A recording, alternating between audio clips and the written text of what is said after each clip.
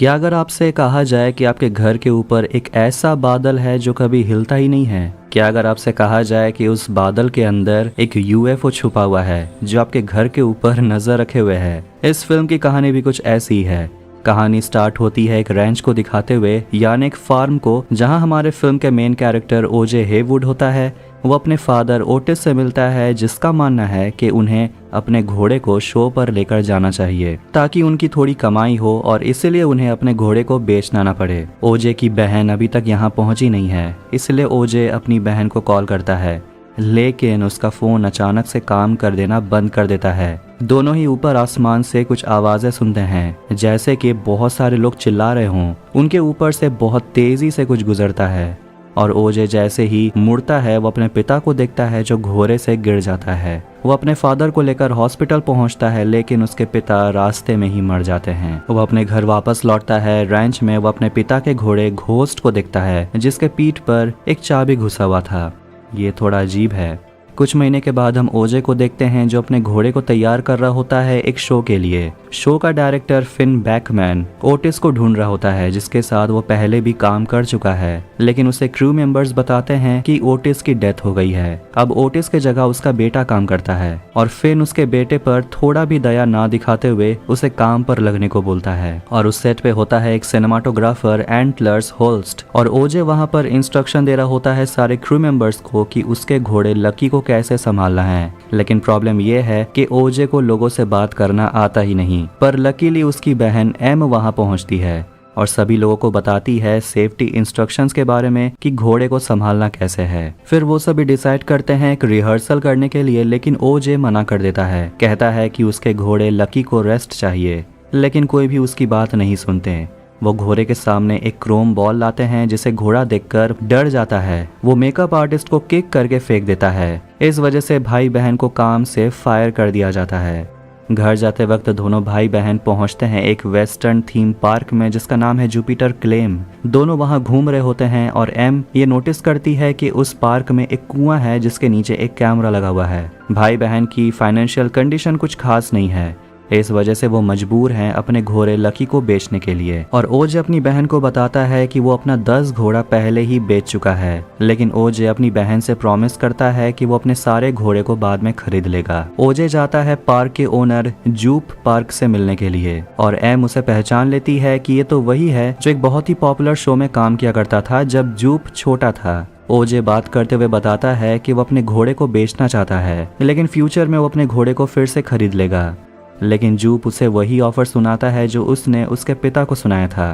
तभी एम वहां पर एक पिक्चर देखती है जो है जूप के famous show God is home का, और वो शो खत्म हो गया था जब सेट पर एक चिंपैंजी पागल हो गया था और वो अपने शो के बारे में बताने के लिए एक सीक्रेट दरवाजा खोलता है जहां शो से रिलेटेड बहुत सारे फोटोज होते हैं। जूप उन्हें बताता है कि जब वो चिंपैंजी उसके को एक्टर्स पर अटैक कर रहा था तब वो टेबल के नीचे छुपा हुआ था। घर जाते वक्त ओजे अपनी बहन को बताता है कि जूप पूरा रैंच को खरीदना चाहता है। अब इसके बाद दोनों भाई बहन अपने फादर के मेमोरी में ड्रिंक करते हैं और ओजे अपना मन बना चुका है कि वो अपना घोड़ा जूप को नहीं बेचेगा। अब अचानक से ओजे घोस्ट को देखता है जो बाहर घूम रहा होता है, इसीलिए ओजे बाहर जाता है उसे बांधने के लिए, लेकिन तभी वो घर से जोर जोर से आवाज सुनता है क्योंकि उसकी बहन लाउड म्यूजिक बजा रही है। इसीलिए वो अपनी बहन को बोलता है आवाज कम करने के लिए, और तभी अचानक से घोस्ट वहां से भाग जाता है और वो अपने घोड़े को लेने के लिए जाता है। ओजे वहां से देखता है जुपिटर क्लेम को, जहां से लाइट्स निकल रहे हैं, यानी कि जूप अपना शो चला रहा होता है।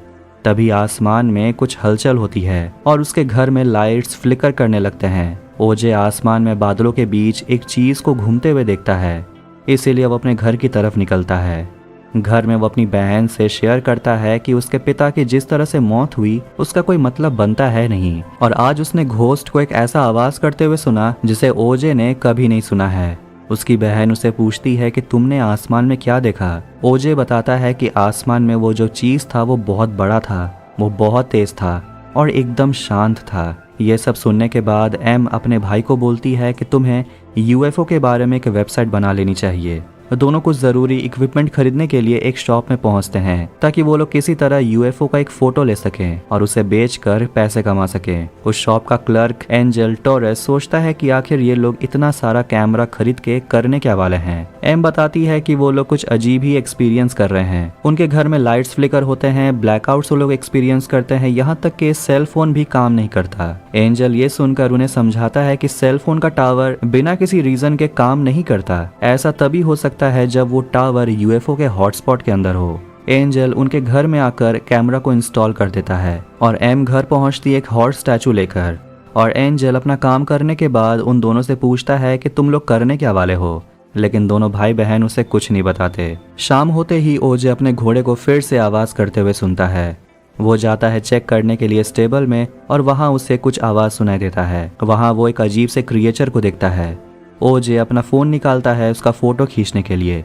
तभी वहाँ बहुत सारे क्रिएचर्स आने लगते हैं। ओजे एक क्रिएचर को पंच करता है, लेकिन पता चलता है कि ये तो एक लड़का है जो कॉस्ट्यूम पहना हुआ था। तभी वहाँ एम आती है जो बताती है कि ये सभी जूप के बेटे हैं और ये लोग तुम्हारे साथ मजाक कर रहे थे।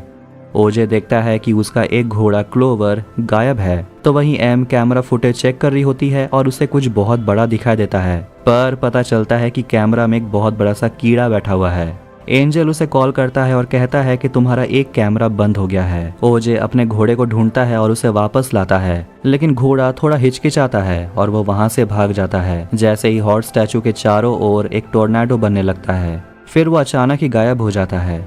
स्टेबल में सारे घोड़े अचानक से डरने लगते हैं और एम बाहर निकलकर आसमान में देखती है कि एक बादल हिल ही नहीं रहा। वो अपने भाई को बोलती है कि यूएफओ उस बादल के अंदर है और तुम जल्दी भागकर यहाँ आओ। ओजे दौड़ते हुए अपने घर के तरफ आता है और ऊपर उस बादल में से एक यूएफओ को वो निकलते हुए देखता है जो दूसरे बादल में जाकर छुप जाता है।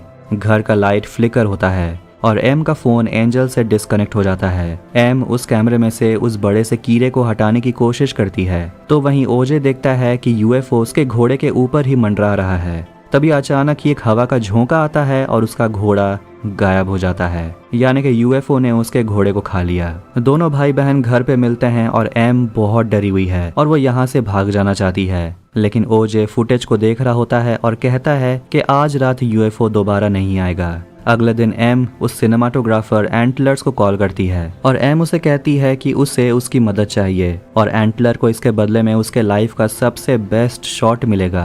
पर एंटलर्स उसके बातों पर विश्वास नहीं करता। एंजल दोनों से मिलने के लिए आता है और एम उससे कहती है कि तुम हमारे परमिशन के बिना हमारे कैमरे को तुम कंट्रोल नहीं कर सकते, ये इल्लीगल है। इसके बावजूद वो उसे दिखाता है एक प्रूफ कि एक बादल एक ही जगह रहता है और ये हिलता है ही नहीं। ओजे ये देखकर सोचता है कि ये बादल तो यहाँ 6 महीने से है, इसका मतलब यूएफओ 6 महीने से हम पर नजर रखे हुए है। अब हम 1998 के फ्लैशबैक को देखते हैं जहां गॉडीज होम शो पर चिंपैंजी का बर्थडे मनाया जा रहा होता है, लेकिन एक बैलून के फटने की वजह से वो चिंपैंजी वायलेंट हो जाता है और वो सभी लोगों को सेट पर मारने लगता है और छोटा जूप डर के टेबल के नीचे छुप जाता है। तभी वो चिंपैंजी वापस जूप के तरफ आ रहा होता है, लेकिन तभी चिंपैंजी को मार गिराया जाता है और इस इंसिडेंट को जूप अपने ऑफिस में बैठकर याद कर रहा होता है। तभी वहाँ उसकी वाइफ आती है और उसे शांत करती है और अपने शो के लिए उसे तैयार रहने को बोलती है। ओजे को एक फ्लायर मिलता है जिससे उसे पता चलता है कि उसका घोड़ा लकी जुपिटर क्लेम के एक नए शो का हिस्सा होने वाला है। शो को होस्ट करता है जूप और वहाँ बहुत सारे ऑडियंस होते हैं। जूप उन्हें बताता है एक उड़ते हुए सॉसर के बारे में और वो अपने ऑडियंस को प्रॉमिस करता है कि आज आप जो देखने वाले हो इससे आपका होश उड़ जाएगा। तभी ऑडियंस आसमान में बादल के अंदर कुछ हलचल होता हुआ देखते हैं और जूप देखता है कि वो जिस यूएफओ की बात कर रहा था वो आज समय से पहले ही उनके तरफ आने लगता है। वो अपने ऑडियंस को बोलता है सीट पर आराम से बैठे रहने के लिए, लेकिन वो यूएफओ नीचे आता है और वो अपने अंदर सारे लोगों को खींच लेता है। यूएफओ के अंदर इंसान डर में चिल्ला रहे होते हैं जब उन्हें यूएफओ अपने अंदर खींच रहा होता है। ओजे पार्क में पहुंचता है और पार्क उसे बिल्कुल खाली मिलता है। वहां पर उसका घोड़ा लकी मिल जाता है, पर वो यूएफओ अभी भी वहीं पर है और वो ओजे को देख लेता है। वो उसे भी खाने के लिए नीचे आता है, पर ओजे एक जगह छुप जाता है और अपनी जान बचा लेता है। रात में ओजे को होश आता है और वो अपने घोड़े को लेकर ट्रक में लोड करता है। और वो अपनी बहन को कॉल करता है और उसे बताता है कि यूएफओ ने पार्क में सारे लोगों को खा लिया है। एंजल अपने घर जा रहा होता है लेकिन रास्ते में ही उसका कार काम करना बंद कर देता है। तभी उसे आवाजें सुनाई देती है कि एलियन उसकी तरफ आ रहे हैं। एंजल वापस एम के घर में आता है और उसे टेबल के अंदर छुपने को बोलता है। एम बहुत डरी हुई है और आसमान से लोगों की चीखें उसे सुनाई देती है और यूएफओ में से खून की बारिश होने लगती है। यानी कि एलियंस ने जितने लोगों को भी खाया उसने सबको हजम कर डाला है। ओजे भी अपने गाड़ी के बाहर देखता है कि यूएफओ उसके गाड़ी के ठीक ऊपर ही है, इसलिए वो अपने गाड़ी के अंदर ही शांति से वेट करता है जब तक यूएफओ चला ना जाए। यूएफओ से वही बड़ा सा हॉर्स का स्टैचू उसके गाड़ी के ऊपर गिरता है। अगली सुबह जब पावर वापस आ जाता है तो ओजे अपने घर वापस जाता है, लेकिन तभी फिर से पावर काम करना बंद कर देता है। लेकिन किसी तरह तीनों वहां से अपनी जान बचाकर निकलते हैं। अब टीवी पर भी न्यूज़ रिपोर्ट दिखाया जाता है जिसमें बताया जा रहा है कि जुपिटर क्लेम से अचानक ही लोग गायब हो गए और एंटलर्स इस न्यूज़ को देख रहा होता है और ये न्यूज़ सुनने के बाद वो एम को कॉल करता है। अगले दिन रैंच में उन तीनों को एंटलर ज्वाइन करता है और उस बादल को देख रहा होता है जो हिलता है ही नहीं, और एंटलर अपना मन बना चुका है कि वो उस क्रिएचर को देखना चाहता है। ओजे उसे बताता है कि वो बाहर जरूर निकलेगा जब उसे भूख लगेगा। एंटलर उन सभी को अपना प्लान बताता है कि उन्हें घोड़े को यूज करके यूएफओ को बाहर निकालना होगा, लेकिन ओजे उसे कहता है कि वो ये काम खुद करेगा। अब उसके बाद कुछ दिन वो सभी प्लान कर रहे होते हैं कि आखिर वो यूएफओ की पिक्चर कैसे ले सकते हैं। इसलिए एंटलर अपने साथ एक ऐसा कैमरा लाया होता है जिसे बिना इलेक्ट्रिसिटी के भी यूज किया जा सकता है। एंजल अपने दुकान से कुछ इक्विपमेंट लाता है तो वहीं एम कुछ स्काई डांसर्स बनाती है। उस रात एंजल सोच रहा होता है कि वो जो भी कर रहे हैं क्या इसे सही में उनका कुछ फायदा होगा, लेकिन वो खुद को ये कहकर कन्विंस कर लेते हैं कि ये जरूरी है क्योंकि इससे उन्हें फेम मिलेगा और पैसा भी मिलेगा और शायद वो लोग हीरो भी बन जाएं। अब अगले दिन पूरी टीम काम में लग जाती है। एंटलर और एंजल एक नेट के अंदर अपना कैमरा इंस्टॉल करते हैं और एम स्काई डांसर्स को हर जगह लगा देती है। पर अचानक से एक आदमी मोटरसाइकिल में बैठा हुआ वहां पहुंचता है और इसीलिए एम उसके पास जाती है और वो उसे कहती है कि यहाँ से निकल जाने के लिए। पर वो आदमी उसे सवाल पूछने लगता है और पता चलता है कि वो एक न्यूज़ रिपोर्टर है और वो एम से पूछता है कि आखिर जुपिटर क्लेम में क्या हुआ, लेकिन वो उसके सवाल का जवाब नहीं देती। इसीलिए वो रैंच की तरफ बढ़ने लगता है और एम अपने मॉनिटर में देखती है कि स्काई डांसर्स काम करना बंद कर देते हैं, यानी कि यूएफओ कहीं आसपास ही है। इसलिए उस आदमी का मोटरसाइकिल भी काम करना बंद कर देता है, जिस वजह से वो रास्ते में ही गिर जाता है। वो दर्द में चिल्लाता है और इस वजह से ओजे को उसके पास जाना पड़ता है उसे बचाने के लिए, लेकिन वो उस आदमी को तो सिर्फ अपने कैमरे की ही पड़ी है। लेकिन शुक्र है कि स्काई डांसर्स सही से काम करना शुरू कर देते हैं, यानी कि यूएफओ अब नजदीक नहीं है। लेकिन अचानक फिर से पावर ऑफ हो जाता है और ओजे उस आदमी के हेलमेट में उस यूएफओ को नजदीक आता हुआ देखता है और वो वहां से निकलता है। यूएफओ नीचे आकर उस आदमी को अपने अंदर खींच लेता है और ओजे तो मरते मरते बचता है, पर यूएफओ उसके पीछे ही पड़ जाता है। लेकिन ओजे शांत खड़ा रहता है, वो यूएफओ की तरफ नहीं देखता और इस वजह से उसकी जान बच जाती है। यूएफओ पहाड़ के पीछे जाकर छुप जाती है, लेकिन वो ओजे के सामने फिर से आती है और ओजे एक पैराशूट को रिलीज करता है जिससे वो यूएफओ अपने अंदर खींच लेता है और ओजे एक शेड के अंदर जाकर छुप जाता है और यूएफओ वापस आसमान में बादल के अंदर चला जाता है। सभी बहुत खुश होते हैं कि उनका प्लान काम कर गया।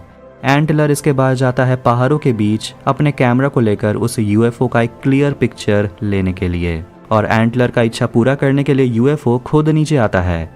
एंटलर को अपने अंदर खींच लेता है उसके कैमरे के साथ। यूएफओ एंजल को भी पकड़ने के लिए आता है, लेकिन उसके ऊपर एक प्लास्टिक गिर जाता है जिससे उसकी जान बच जाती है। लेकिन थोड़ी देर में यूएफओ उसे वापस निगलने के लिए आता है, लेकिन किस्मत से उसके शरीर के चारों ओर एक तार लिपटा हुआ होता है जिस वजह से यूएफओ उसे बाहर निकाल फेंकता है। अब हम उस यूएफओ को देखते हैं जो अपना हुलिया बदल रहा होता है, यानी कि अब वो एक एलियन फॉर्म में आ जाता है और ओजे अपनी बहन को बोलता है कि उस मोटरसाइकिल वाले का बाइक लेकर तुम यहाँ से भागो, पर वो एलियन एम का पीछा करती है और इस वजह से उसका मोटरसाइकिल बंद पड़ने लगता है। ओजे एलियन के पीछे जाता है उसे डिस्ट्रैक्ट करने के लिए और ओजे को खाने के लिए एलियन अपना मुंह खोलता है जो बहुत ही भयानक है। दूर जाने के बाद मोटरसाइकिल ऑन हो जाता है और एम जोर से चिल्लाती है एलियन का ध्यान खींचने के लिए और वो बाइक से वहां से निकलती है और वो जुपिटर क्लेम पहुंचती है जहां पर बहुत बड़ा सा एक मैस्कॉट होता है जिसे वो हवा में छोड़ देती है। एम उसके बाद उसी कुएं के पास जाती है उस एलियन का फोटो खींचने के लिए, और जैसे ही वो एलियन उस बड़े से मैस्कॉट को निगलने की कोशिश करता है, आखिरकार एम उस एलियन का एक फोटो खींचने में कामयाब होती है।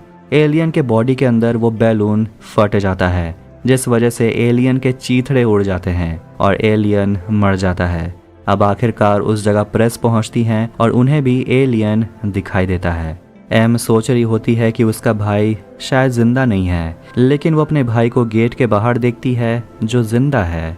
और इसी के साथ 2022 में रिलीज हुई नोप मूवी यहीं एंड होती है। तो अगर आपको वीडियो पसंद आया तो वीडियो को लाइक करें, चैनल को सब्सक्राइब करें ऐसे ही मूवीज और टीवी सीरीज एक्सप्लेनेशंस के लिए। मिलते हैं नेक्स्ट वीडियो में। Take care.